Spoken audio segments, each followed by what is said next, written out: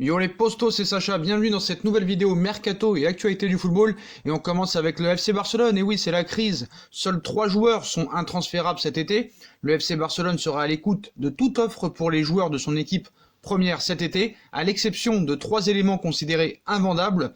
L'été s'annonce pour le moins animé à Barcelone, et pour cause, l'équipe de Quique Setién semble avoir besoin de renforts à tous les postes. Comme d'habitude, une flopée de noms est sortie dans la presse catalane, allant de l'inévitable Neymar à Lautaro Martinez, en passant par Aymeric Laporte, Tanguy Ndombele, Fabian Ruiz ou Dayo Upamecano.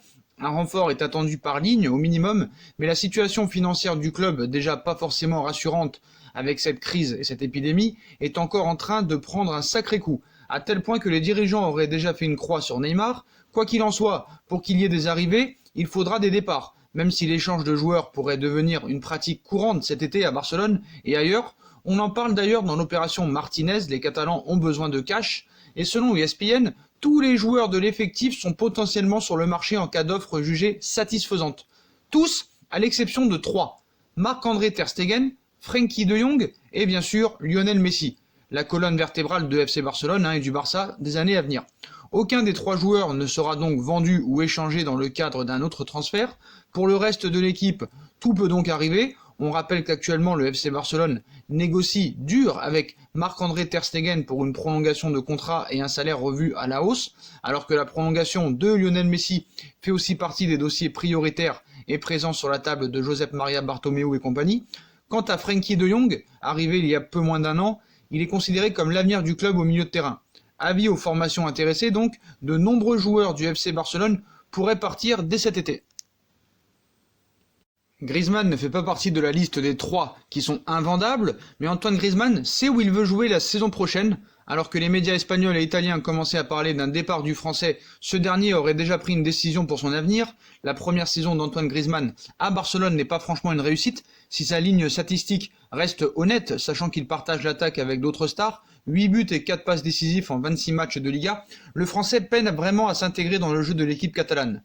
Et s'il n'est pas encore trop critiqué par les supporters, prêts à lui accorder cette saison d'adaptation, il y a un problème. Le FC Barcelone compte bien recruter du lourd en attaque dès cet été. Lautaro Martinez est l'objectif principal du FC Barcelone pour le mercato estival, et selon les médias espagnols, le Barça pourrait bien changer de système ou le faire jouer sur un côté, lui assurant une place de titulaire aux côtés de Lionel Messi et de Luis Suarez. Du moins dans un premier temps. Et si Bartomeu parvenait à ramener Neymar en plus de l'Argentin, pendant ses rêves, ce qui reste aujourd'hui assez peu probable, les places seraient très chères devant. Mais comment, et comme l'explique le quotidien Marca, Antoine Griezmann n'a pas peur. Il est prêt à concurrencer Martinez et Messi. Ces dernières semaines, les premières rumeurs de départ ont commencé à pulluler un peu partout en Europe. On a notamment parlé d'un échange avec Lautaro Martinez et même d'un intérêt du Paris Saint-Germain, mais le champion du monde n'aurait tout simplement aucune intention de partir lors du prochain mercato, même en cas d'arrivée de Lautaro Martinez et de Neymar. Il est prêt à rester et à batailler pour une place dans le 11 de départ. L'ancien de l'Atlético Madrid serait aussi convaincu que la saison prochaine sera meilleure pour lui sur le plan individuel, et l'arrivée de nouveaux joueurs permettrait à l'équipe d'être plus forte et de gagner des titres, en Europe notamment. Le journal explique aussi que son entente avec Léo Messi s'améliore avec le temps. Selon la publication espagnole, le FC Barcelone n'avait de toute manière pas forcément l'intention de s'en séparer, même si actuellement tous les joueurs à l'exception de De Jong, Messi et Ter Stegen sont considérés comme potentiellement intransférables en cas même de bonne offre. Voilà un feuilleton de moins pour cet été donc. L'Ajax fixe le prix d'André Onana. André Onana pourrait quitter l'Ajax cet été. Très courtisé, le portier camerounais a déjà un prix de départ selon la presse néerlandaise. André Onana, 24 ans, se sait extrêmement courtisé. Il faut dire que le portier camerounais multiplie les prestations convaincantes avec l'Ajax, et ce depuis plusieurs saisons déjà. Pas étonnant donc que les prétendants se bousculent au portillon pour l'accueillir la saison prochaine. Ainsi, le Paris Saint-Germain et le FC Barcelone conservent un œil très attentif sur la situation d'Onana. Et si on se fie aux informations récentes sur l'avenir du joueur formé à la Masia, le challenge parisien semble plutôt l'intéresser. Le club de la capitale française ferait ainsi partie des clubs où il envisagerait de poursuivre sa carrière selon l'équipe, alors qu'il avait aussi affirmé être tenté par un retour au FC Barcelone, où il avait cité « C'est difficile à dire parce qu'avec le FC Barcelone, je suis toujours en très bon rapport avec le président, les entraîneurs.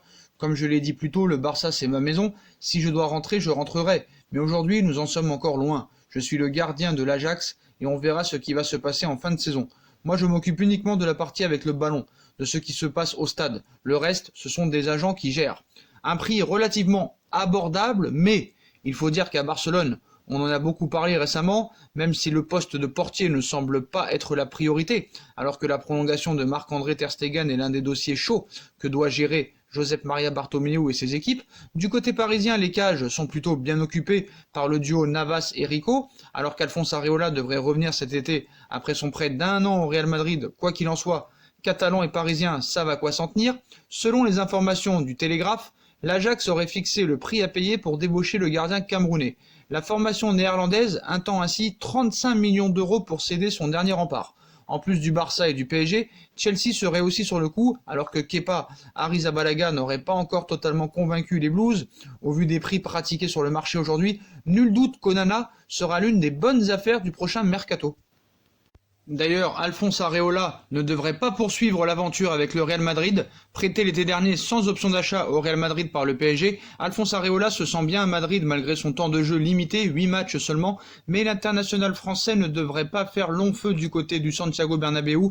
Selon les informations de Marca, le Real chercherait à réduire son effectif en vue de la saison prochaine. Pour le poste de numéro 2, la Maison Blanche privilégierait Andriy Lunin, qui avait été recruté en 2018 avant de partir en prêt à Oviedo cette saison, Marca confirmant ainsi les informations publiées par ABC il y a quelques jours. Pour Alphonse Areola, c'est un coup dur. Le Titi parisien devrait donc revenir au PSG, même si son avenir ne devrait pas s'inscrire au sein de son club formateur, la place de numéro 1 étant dévolue à Keylor Navas, un fait qui ne devrait pas changer dans les mois qui arrivent. Le Costa-Ricain est encore sous contrat jusqu'en 2023. Voilà, donc apparemment aussi, Areola avait décidé aussi de ne pas revenir au Paris Saint-Germain. La Première Ligue aussi le tente beaucoup. Le PSG pourrait signer professionnel Aouchiche et Kouassi et les prêter à Leeds. C'est une information annoncée comme exclusive par 90 minutes. Le média rapporte que le PSG pourrait signer professionnel Adil Aouchiche et Tanguy Kouassi et prêter la paire talentueuse et convoitée de la génération 2002, une option potentielle pour le prêt commun du milieu de terrain et du défenseur polyvalent de 17 ans désireux d'avoir du temps de jeu. Leeds United, club en passe de retrouver la Première Ligue, une alternative qui n'est pas de l'ordre du hasard, Nasser Al-Khelaifi étant Pouparlers au nom de QSI avec le propriétaire de Leeds, Andrea Radrizzani, dans le cadre d'une reprise ou d'une prise de participation dans le club anglais, Adil Aouchiche et Tanguy Kouassi sous les ordres de Marcelo Bielsa. On n'en est pas là, mais le média sportif y croit en tout cas. Intox, info, en tout cas, quoi qu'il en soit, Tanguy Kouassi et Adil Aouchiche devraient prolonger au Paris Saint-Germain. Et Paris se renseigne sur Bennacer. À la recherche de nouveaux renforts au milieu de terrain, le PSG lorgnerait sur Ismaël Bennacer au Milan AC, un joueur que Leonardo connaît très bien. Pour sa première saison au PSG, Thomas Tuchel a souvent évoqué les carences de son effectif au milieu de terrain. Le remplacement de Thiago Motta a mis du temps à s'organiser et il a fallu attendre le retour de Leonardo pour que Paris prenne enfin ses dispositions pour recruter du sang neuf. Ainsi, Idrissa Gueye et Ander Herrera sont venus compléter un secteur de jeu parfois à la peine ou trop souvent soumis au bricolage maison, et Leonardo envisage encore de faire venir de nouveaux talents. Paris a un œil sur le dossier Bakayoko, un joueur que le Brésilien connaît bien pour l'avoir fait venir à Milan, mais ce n'est pas l'unique piste de son époque milanaise. Léo garde un œil sur Bennacer. Donc le PSG a récemment pris des renseignements sur un milieu de terrain que Leonardo connaît bien, puisqu'il a fait partie des premières discussions avec ses représentants dans la perspective d'une signature au Milan AC. Ismaël Bennacer, si le Brésilien a quitté le Milan avant l'arrivée du milieu de terrain algérien, il a initié le dossier et faisait partie de ses partisans. Donc Leonardo aurait récemment pris la température auprès de son entourage pour connaître ses intentions et la possibilité d'une arrivée à Paris. Son profil de joueur technique et son abattage assez impressionnant au milieu de terrain plaident pour lui. Paris a besoin d'un soldat et Ismaël Bennacer a clairement les caractéristiques recherchées par le PSG. S'il s'agit d'une simple prise de température jusqu'à maintenant, il n'est pas impossible de voir Leonardo avancer ses pions sur le dossier dans les semaines à venir. Reste à savoir combien Paris sera prêt à mettre pour racheter les 4 années de contrat qui lui restent avec le Milan. À moins de 30 millions d'euros, pas sûr que les dirigeants milanais soient à l'écoute. En tout cas, Leonardo prépare bien un très gros coup. En changeant de stratégie sur Layvin Kurzawa et Thiago Silva, que Paris souhaite désormais prolonger, Leonardo change clairement son fusil d'épaule. dans la perspective de garder l'argent du PSG pour signer un très gros coup cet été. Leonardo change de stratégie après avoir voulu se débarrasser de plusieurs joueurs en fin de contrat à l'issue de la saison, Edinson Cavani ou encore Thomas Meunier. Le directeur sportif brésilien du PSG a décidé de changer de cap et de proposer de nouveaux contrats à deux défenseurs de son effectif, Layvin Kurzawa et Thiago Silva. Et si le PSG propose de nouveaux contrats à ces deux joueurs, c'est qu'il a une idée bien en tête. Leonardo veut garder l'argent pour un gros coup. En effet, le PSG ne propose pas ces nouveaux contrats par hasard. Ces derniers qui auraient pu partir libres auraient dû être remplacés. Leonardo aurait donc dû dépenser de l'argent afin de leur trouver un remplaçant, laissant moins de place à d'éventuelles manœuvres de sa part sur le marché des transferts estivales pour réaliser un gros coup. Avec la signature de ces nouveaux contrats, le PSG va pouvoir investir encore un peu plus dans certains dossiers chauds.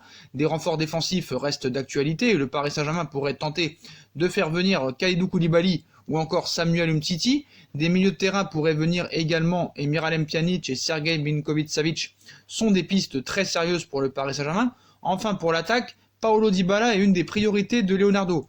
Mais quoi qu'il en soit, Paris a besoin de latéraux. Alors est-ce que Leonardo est prêt à garder Kurzawa et Pjanic à gauche et Meunier, Dagba, Kehrer à droite? Je trouve quand même ça un peu léger. Le gros coup de gueule de Wanda Nara au sujet de l'avenir de Mauro Icardi. Lors de cette période de confinement, les sujets qui animent les journées des supporters de football sont les informations mercato. Et en ce qui concerne le PSG, c'est le nom de Mauro Icardi qui revient souvent, sans oublier Neymar bien sûr. Dans un live sur Instagram, Wanda Nara, femme et agent de l'attaquant, a été interrogée sur l'avenir de son mari et cette dernière a poussé un gros coup de gueule à ce sujet en citant « Mauro va ici, puis Mauro va là-bas, plus de questions sur le football à propos d'Icardi. Mauro a un compte Instagram, vous pouvez lui poser directement des questions sur son avenir. » Tant de questions à propos d'Icardi, mamma mia, s'est emporté Wanda Nara, vivement le retour du football, quand la crise sanitaire le permettra évidemment, afin que l'actualité footballistique ne tourne pas sur les mêmes sujets. Voilà les postos, voilà pour toutes les infos mercato et actualités du jour. Comme d'habitude, dites-moi en commentaire ce que vous en pensez. Je compte sur vous pour bombarder la barre de like. On like, on partage, on commente, on s'abonne, on active la petite cloche pour recevoir les notifications des nouvelles vidéos qui vont sortir. On nous rejoint sur nos différents réseaux sociaux Instagram, Facebook, Snapchat, Twitter, ainsi que sur Utip si vous voulez aider à faire évoluer la chaîne en regardant les pubs gratuitement ou en faisant un petit don. N'hésitez pas aussi à vous abonner à ma deuxième chaîne YouTube, No Feeling. Voilà les postos, je vous souhaite à tous une très bonne vidéo et à très vite pour une nouvelle vidéo les postos. Tchuss.